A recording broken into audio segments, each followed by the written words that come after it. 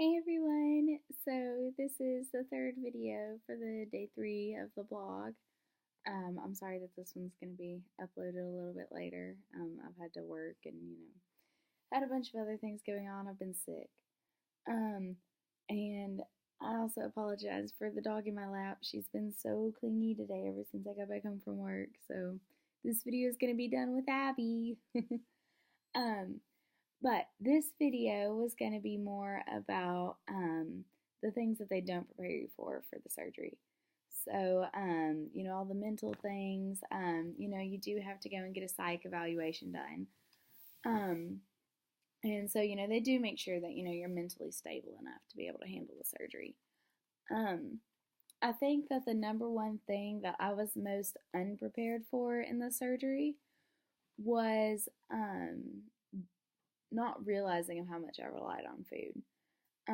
And seeing my body image is totally different.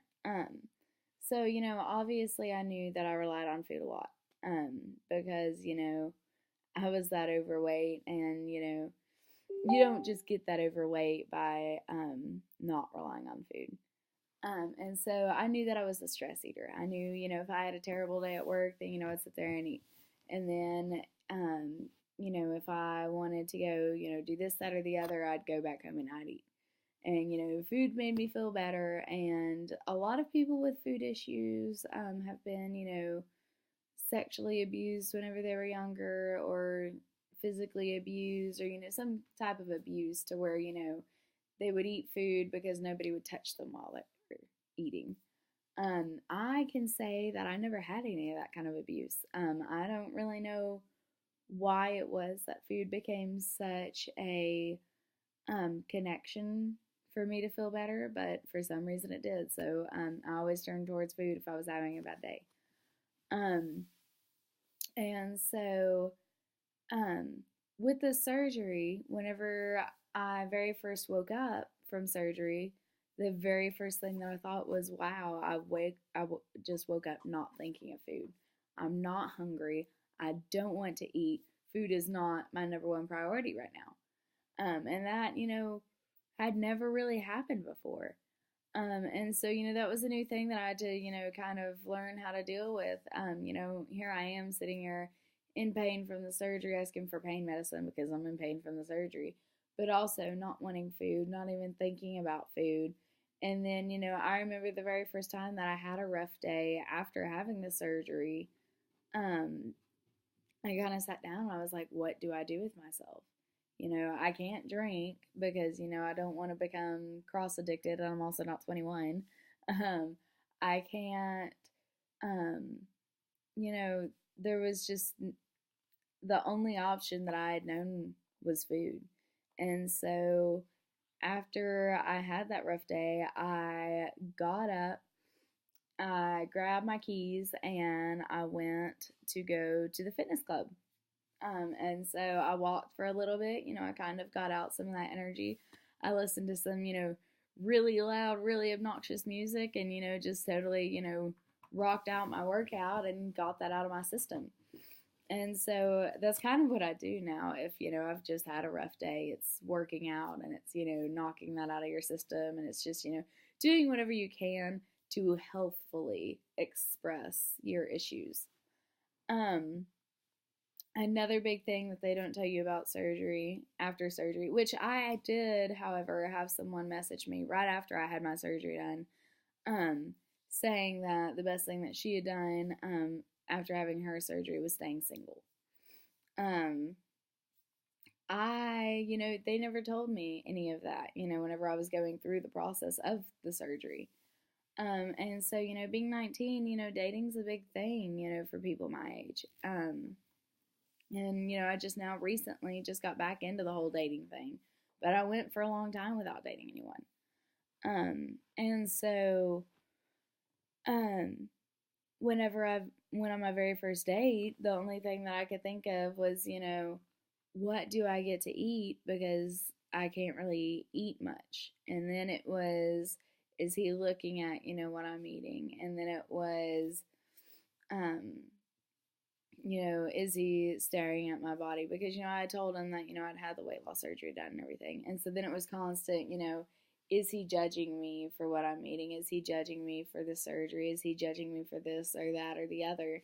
And the number one thing with the surgery is that, you have to put full effort into yourself.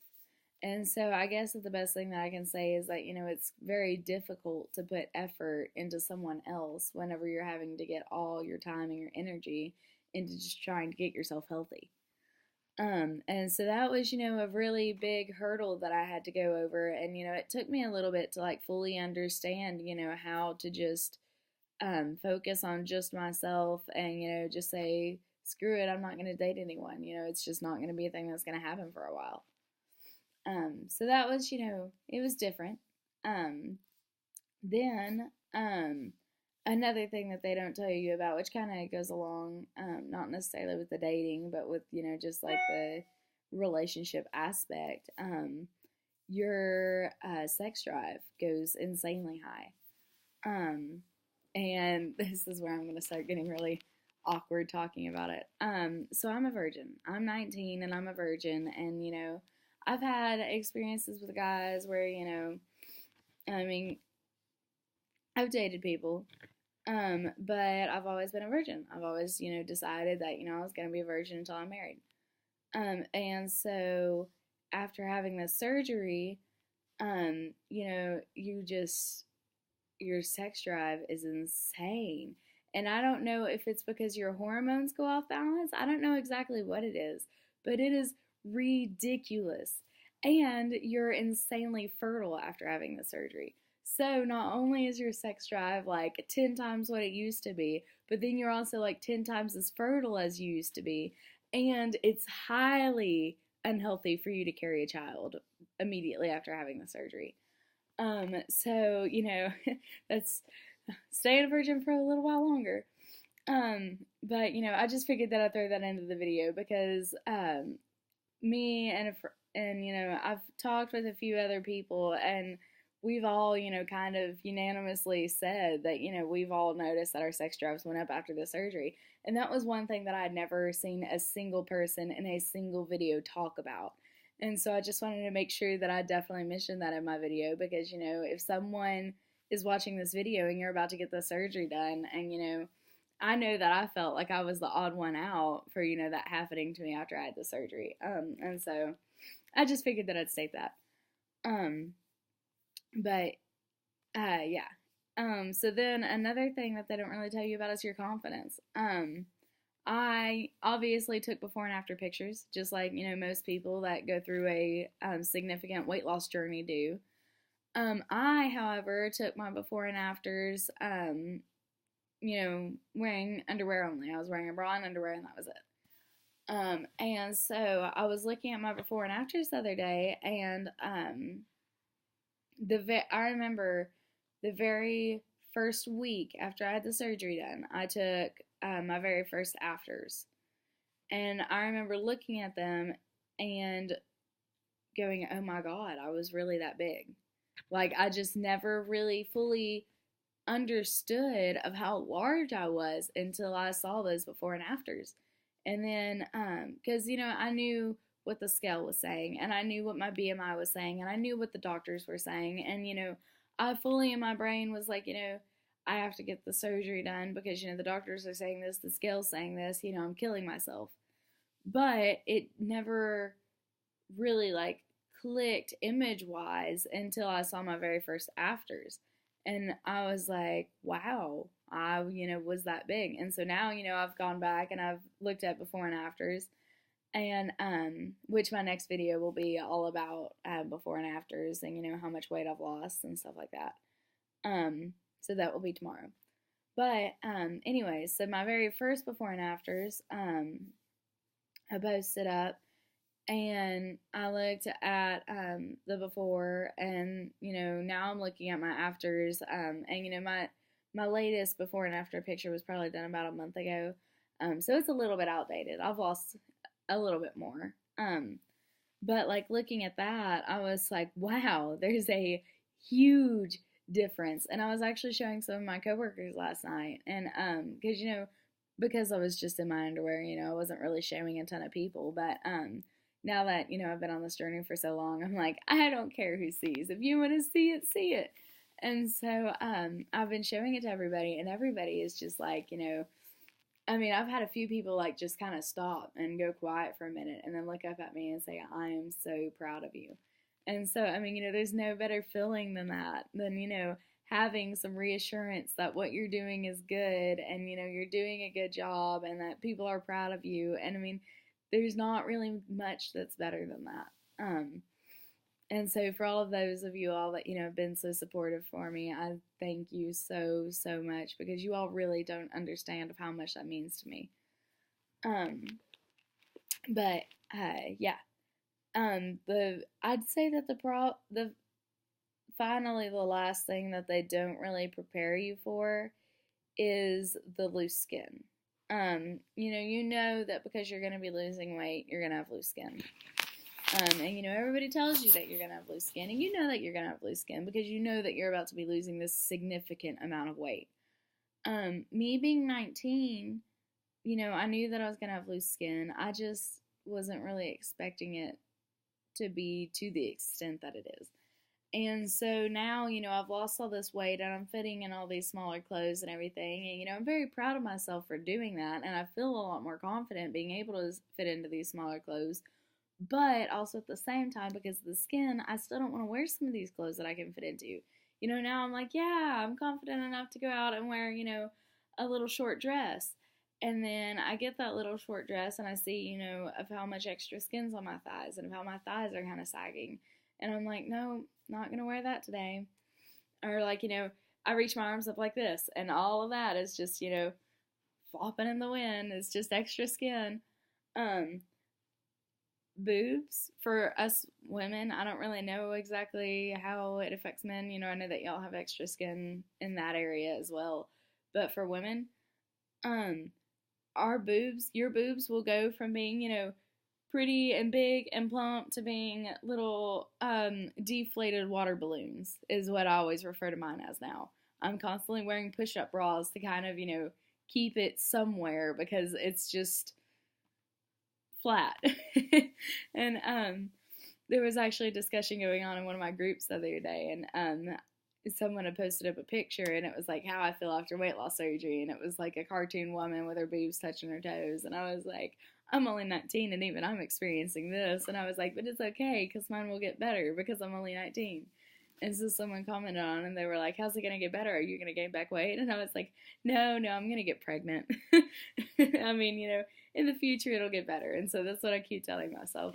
And, for those of us that are younger that get the surgery done because we're so young, yeah, I'm still upset that my skin's not going back as fast as I wanted it to be. But I do know that eventually it will go back just because, I've lost so much weight in such a short period of time. I've lost, 95 pounds in not even 4 months. I mean, that's just part of what it is. You can't expect someone to lose 90 something pounds and that skin to go away immediately as well. Like, I can do this and my arms look fine, and then I do this and they look flabby because there's just that much extra. So, it is a work in progress. And it's a constant, even though you're feeling a lot better and, you're in a lot less pain every day and you're feeling a lot better about yourself, it's still a constant work in progress to constantly remind yourself that you do look good and that you are losing weight and that you don't need to worry about what you look like, and, you don't need to worry about that extra skin because it will go away. And it's a lot more mental than a lot of people think it is. After the surgery, I have only felt hunger once since the surgery. No, I take that back twice. I felt real hunger twice since the surgery, and that's it. And so, they tell you not to force yourself to eat, but, if you're not feeling hunger, you kind of have to. And so I've only felt real hunger twice. Any other time, that I've, partially felt hungry, it was all mental hunger. And a lot of people have issues with mental hunger after the surgery. You get the surgery and you hear people say all the time, I'm not hungry, I'm not hungry. And then you get, a select handful of people that are like, I feel like I'm hungry all the time. And it's, mental hunger. I mean, at 2 a.m., your body's not really telling you that it's hungry. And if it is, it's telling you that you need to go to bed. Um, but also at the same time, at 2 a.m., if you are feeling like you're hungry, it's all in your head because your head's, wanting you to go to sleep and it's wanting to process those calories, or it's wanting you to eat and keep itself up because you're exhausted. And the way that your body gets energy is by eating, by processing food. Um, and so, it's all a learning progress. And, I'm still learning. I'm only not even 4 months out. I still have a ton to learn. I'm still not even at a point to where I can even have carbs and starches. So after I start that, God only knows how it's going to change from there. I'm still working on making my workouts regular because I suck at having routine. I have never been a person to have a routine. And so I'm trying so hard to get a routine. Consistency is the hardest part with working out. And so, at least for me, that's what I struggle with all the time. Once I get into the gym, I'm going. I don't want to stop. But it takes everything in my being to get me into that gym and then to get me to actually commit to going to the gym again the next day whenever I'm super sore, and then again the day after that whenever I'm even more sore, and then okay, we'll take this day off, but dear God help me because I'm gonna have to go back the day after that. And so it's all just a big work in progress, but it's totally worth it. Like I said, I love this surgery. It has quite literally saved my life. I'm confident that if I didn't get the surgery, I would have continued going down the path of eating what I was eating and, exercising and yo-yo dieting and gaining back more than I was losing whenever I was dieting. And I'm confident that the surgery saved my life. I'm very confident that, if I didn't get the surgery done in another year, I would have weighed another 100 pounds. And, I hate to say that about myself. I hate to say that I would have been in that situation. But if it wasn't for the surgery, I would have. And, all the stuff that I've learned in this surgery and the fact that, it's causing me to sort of love becoming active, I'm okay with that. I am pretty confident that I'm going to be successful for the rest of my life with the surgery. Yeah, I'm not saying that I'm not going to have ups and downs, and I'm not saying that, I'm going to gain a little bit of weight here and I'm going to lose a little bit of weight there because, we're all human. And if you've had a weight loss problem, you're going to continue having weight loss struggles. It's just what it is. But, falling in love with an active lifestyle is, one of the number one best things that you can do for yourself. And so, I'm asking for a kayak for my birthday. Never did I ever think I would be asking for a kayak for my birthday. But I love kayaking, and I'm loving getting out in the water, and I'm loving going and doing all these active things. And so I'm super stoked to be getting a kayak so I can take it up to the mountains and I can, kayak down the rafts. And I can, bring friends and we can all go kayaking because, I'm making friends with people with very active lifestyles. And, I can go to the lake and I can kayak at the lake because, it's only a 30-minute drive to get to the lake, and I love the lake. And, my birthday is on May 5th. And so, it's going to be the perfect time for, me to start getting out there and start getting a base tan while I'm kayaking so that way I won't be burnt every day of summer. I mean, it's all just, a bunch of different stuff, and you're constantly learning new stuff. And, I've realized of how beneficial it is to have friends with similar interests. I've realized of how beneficial it is that, I'm making friends in the group that like going and doing active things and like going on little adventures and stuff because, I want to go out and I want to hike and I want to go out and I want to camp and I want to go out and I want to kayak and I want to go out and I want to skydive eventually. Eventually, I want to lose enough weight to go skydiving. And so, it's fun, making friends with all of these people that are like, oh yeah, I'm falling in love with this and I'm falling in love with that. And I haven't tried that, but I'm willing to try it with you to see if I like it. And then, because we're all in the same group and, we're all doing these same things 9 times out of 10, we all end up loving it. And so we're like, yes, let's go do this a lot more. This is fun. We need to keep doing this. And so, it's a thing that I'm going to constantly, I'm loving that I'm making friends to go work out with at 3 a.m. And I'm loving that I'm making friends to go kayak with whenever I want to go kayak. And I love that I'm making friends to, go hike with on, 85-degree Tennessee summer day. And, yeah, it sucks hiking at 85 degrees, but it's also totally worth it because, hiking's fun. And you burn major calories hiking, and the views that you see while hiking is what makes it all worth it. And so, this surgery, there's a lot of it that you're left unprepared for. There is a lot of it that you're left unprepared for. I will say that as far as what I needed to be successful, I was fully prepared for. Everything that I was needing for success, I was prepared for.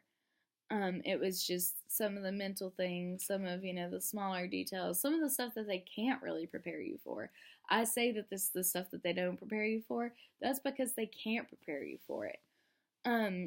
If you have an anxiety disorder like I do, and then you go and you get the surgery done, you don't know how the weight loss and how the surgery and how everything's going to affect your anxiety disorder. You just don't know until after you get it done. Same goes for everything else. Like I said with the whole making friends thing, I have a ton of friends that, love to go out and do things, but that's, going out and having food or going out to a movie. And, I love those things and I love doing those things. But, you also have to have those, you don't really realize of how much friends that like going out and doing active activities make a difference. And, luckily I have friends that, will do both. And I have friends that have stuck with me that will do both. And then, I still have friends that only want to go do one of the two. And I still have friends that, only want to go do two of the two. And, it's just, it is what it is. But, that's the main stuff that, I just wanted to get out and say is, just to tell people some of the stuff that I had experienced that I thought that was kind of weird for me to be experiencing.